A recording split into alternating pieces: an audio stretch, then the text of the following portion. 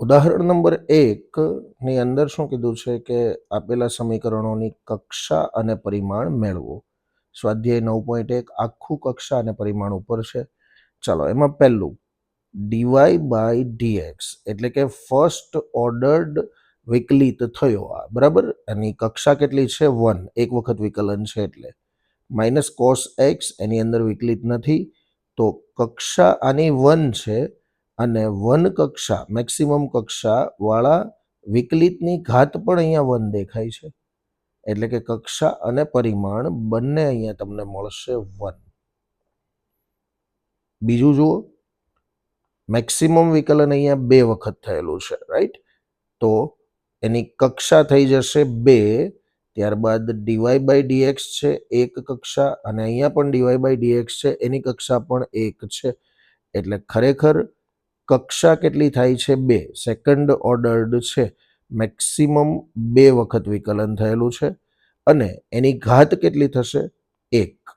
તો કક્ષા 2 છે અને પરિમાણ કેટલું છે? 1.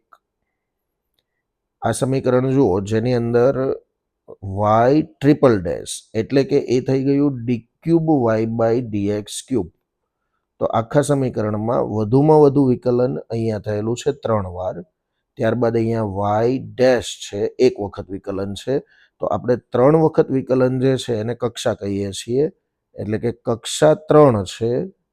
અને હવે અહીંયા પરિમાણ વિશે વિચાર કરો, તો વાય ડેશ જે છે વિકલિત એને ઈ રેસ ટુ તરીકે આપેલું છે, ઈની ઘાતમાં ડીવાય બાય ડીએક્સ તમને આપેલું છે. તો ખરેખર આ જે ડીવાય બાય ડીએક્સ છે એના ઉપર અન્ય કોઈક વિધેય ઓપરેટ થયેલું છે એમ ગણાય. તો એ વખતે આ કેસમાં એનું પરિમાણ જે છે એ અવ્યાખ્યાયિત થશે, પરિમાણ તમે મેળવી શકો નહીં.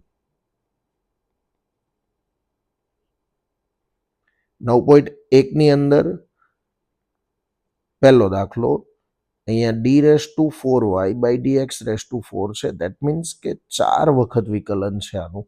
તો કક્ષા 4 થઈ ગઈ. મેક્સિમમ કેટલી વખત છે વિકલન? 4 વાર, 4 કક્ષા. અને સાઇન વાય ટ્રિપલ ડેશ આપેલું છે. વાય ટ્રિપલ ડેશ એટલે કે D cube Y by DX cube, તૃતીય કક્ષાનો વિકલિત, પણ એની ઉપર સાઇન ઓપરેટ થયેલો છે, સાઇન વિધેય, કોઈક વિધેય એની ઉપર ઓપરેટ કરીને આપેલું છે, તો આ કેસમાં એનું પરિમાણ અવ્યાખ્યાયિત થઈ જશે. બીજામાં તમને આપેલું છે વાય ડેશ એટલે કે ડીવાય બાય ડીએક્સ, એક વખતનું વિકલન કરેલું છે, તો કક્ષા થઈ જશે એની 1 અને પરિમાણ તો જે ફર્સ્ટ ઓર્ડર ડેરિવેટિવ છે, પ્રથમ કક્ષાનો વિકલિત છે, એની આખાની કંઈ જ નથી એટલે 1 ઘાત ગણાય, તો એનું પરિમાણ થઈ જશે 1. નંબર 3 જુઓ, આની અંદર અવલંબી ચલ એસ નું વિકલન કરેલું છે સ્વતંત્ર ચલ ટી ને સાપેક્ષ. ઓકે, ડીએસ બાય ડીટી અહીંયા આપેલું છે D square S by DT square. ચાલો, તો મેક્સિમમ વિકલિત કઈ જગ્યાએ છે? અહીંયા 1 વખત છે અને અહીંયા 2 વખત છે, તો મેક્સિમમ વિકલન 2 વખત થયેલું છે એટલે એની કક્ષા કેટલી ગણાશે? 2. અને ઉચ્ચતમ કક્ષા ધરાવતો જે વિકલિત છે એની આખાની ઘાત કેટલી છે? અહીંયા આખાની ઘાત કંઈ જ નથી એટલે 1 સમજી શકાય, તો પરિમાણ થઈ જશે 1. ઓબ્વિયસલી અહીંયા ડીએસ બાય ડીટીની 4 ઘાત છે, પણ આ ડીએસ બાય ડીટી એ ઉચ્ચતમ કક્ષાનો વિકલિત નથી, વધુમાં વધુ વિકલન અહીંયા થયેલું છે, એટલે આ જે વિકલિત છે એની ઘાતને આપણે પરિમાણ તરીકે કન્સિડર કરીશું. નેક્સ્ટ જોઈએ નંબર 4. સમીકરણ આ રીતે છે કે D square Y by DX square આખાનો square plus cos DY by DX. ચાલો, મેક્સિમમ વિકલન અહીંયા દેખાય છે 2 વખત, એટલે કે એની કક્ષા કેટલી છે? 2. અને 2 કક્ષા છે એની ઘાત 2 છે, એટલે પરિમાણ આપણને પહેલી નજરે 2 દેખાય છે, પરંતુ આ સ્ટેપનું એનાલિસિસ કરો. આ જે ફર્સ્ટ ઓર્ડર્ડ ડેરિવેટિવ છે ડીવાય બાય ડીએક્સ, એના ઉપર કોસ ઓપરેટ થયેલો છે. વિકલ ઉપર કોઈક વિધેય જ્યારે ઓપરેટ થતું હોય ત્યારે એનું પરિમાણ બનશે અવ્યાખ્યાયિત. Next D square Y by D X square is equal to cos 3x plus sine 3x. તો અહીંયા વાયનું એક્સને સાપેક્ષ 2 વખત વિકલન દેખાય છે આખા સમીકરણમાં. મેક્સિમમ 2 વખત વિકલન છે. દેટ મીન્સ કે એની કક્ષા થઈ ગઈ 2. ત્યારબાદ આ 2 કક્ષાવાળો જે વિકલિત છે એની ઘાત કંઈ જ નથી એટલે 1. તો પરિમાણ થઈ જશે 1. સેમ રીતે નંબર 6 વાય ટ્રિપલ ડેશ, એનો મતલબ થશે કે વાયનું 3 વખત વિકલન થયેલું છે. અહીંયા વાયનું 2 વખત છે અને અહીંયા વાયનું 1 વખત વિકલન છે. તો મેક્સિમમ વિકલન 3 વાર છે એટલે કે કક્ષા એની 3 છે અને 3 કક્ષાવાળો જે વિકલિત છે એની ઘાત કેટલી છે 2. નો ડાઉટ અહીંયા વાય ડેશની 4 ઘાત છે પણ એ 4 પરિમાણ નહીં ગણાય. જે ઉચ્ચતમ કક્ષાનો વિકલિત છે એની ઘાતને આપણે પરિમાણ કહીએ છીએ. તો પરિમાણ કેટલું થઈ જશે 2. નંબર 7 જોઈએ નેક્સ્ટ, વાય ટ્રિપલ ડેશ. અહીંયા છે વાય ડબલ ડેશ અને અહીંયા છે વાય ડેશ. એકવાર વિકલન, 2 વાર વિકલન, 3 વાર વિકલન. મેક્સિમમ કેટલી વખત વિકલન થયું? 3 વાર. કક્ષા બની ગઈ 3. હવે એ જે 3 વખતનું વિકલિત છે એની ઘાત કઈ આપેલી છે? ના. તો એ ઘાત આપણે 1 કન્સિડર કરી શકીએ એટલે પરિમાણ બની જશે 1. સેમ રીતે નંબર 8 વાય ડેશ એટલે કે DY by DX plus Y is equal to E raise to X. આખા સમીકરણમાં વાય ડેશ એ વિકલિત છે. ફર્સ્ટ ઓર્ડર્ડ ડેરિવેટિવ ગણાય. વાય ડેશ એટલે ડીવાય બાય ડીએક્સ. વાયનું એક્સને સાપેક્ષ 1 વાર વિકલન.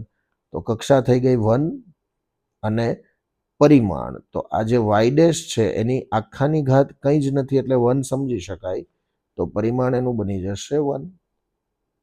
નંબર 9 ચેક કરો, વાય ડબલ ડેશ. અહીંયા છે વાય ડેશ. તો વિકલન મેક્સિમમ ટાઈમ અહીંયા થયેલું છે વાય ડબલ ડેશમાં, બરાબર. એટલે એની કક્ષા છે 2 અને વાય ડબલ ડેશની ઘાત કેટલી છે? કંઈ જ નથી એટલે 1. તો પરિમાણ એનું બની જશે 1. ત્યારબાદ 10મો ક્વેશ્ચન જુઓ, Y double dash plus 2y dash plus sine Y. તો મેક્સિમમ 2 વખત વિકલન છે એટલે એની કક્ષા 2 થશે. હવે અહીંયા વાય ઉપર સાઇન ઓપરેટ થયેલું છે ને. ખરેખર જો વિકલિત ઉપર કોઈ વિધેય ઓપરેટ થયેલું હોય એટલે કે ધારો કે હું સાઇન ડીવાય બાય ડીએક્સ લખું તો એનું પરિમાણ તમને ન મળે. પણ અહીંયા તો વાય ઉપર સાઇન ઓપરેટ થયેલો છે અને વાય એ વિકલિત નથી. ઓકે, એટલે આનું પરિમાણ આપણને મળી જશે અને એ જે મેક્સિમમ વખત વિકલન થયેલું છે એની ઘાત એ આપણું પરિમાણ છે. અહીંયા બનશે 1. ત્યાંથી આગળ સરસ મજાના 2 MCQ છે. શું કહે છે? 11માની રકમ, સેકન્ડ ઓર્ડર્ડ અહીંયા વિકલિત છે, બીજી કક્ષાનું વિકલિત, એની ઘાત 3 છે. ફર્સ્ટ ઓર્ડરની ઘાત 2 છે અને આ છે sine DY by DX plus 1 equal to 0. તો ઘાત કક્ષા આની 2 છે એમાં ના નહીં, બરાબર. મેક્સિમમ બીજી વખત વિકલન છે એટલે કક્ષા 2 છે તો કક્ષાની 2 આવશે. પરંતુ ડીવાય બાય ડીએક્સ જે છે વિકલિત એના ઉપર અન્ય કોઈ એક વિધેય ઓપરેટ થયેલું છે. તો આ કેસની અંદર તમને પરિમાણ મળી શકે નહીં. એટલે પરિમાણ આનું કેટલું આપણે લેવાનું થશે? અવ્યાખ્યાયિત, ઓપ્શન ડી. 12મો MCQ એ પણ ખૂબ જ ઇન્ટરેસ્ટિંગ છે. 2x square D square Y by DX square minus 3dy by DX plus Y ની કક્ષા શોધો. ચાલો, આખા સમીકરણમાં સૌથી મોટી ઘાતવાળું વિકલિત કોણ છે? D square Y by DX નો સ્ક્વેર. એટલે કે એનું 2 વખત, બીજી વખત વિકલન થયેલું છે માટે એની કક્ષા કેટલી બની જશે? 2. 9.1 અહીંયા કમ્પ્લીટ થાય છે. ત્યાંથી આગળના કોન્સેપ્ટ જોઈએ.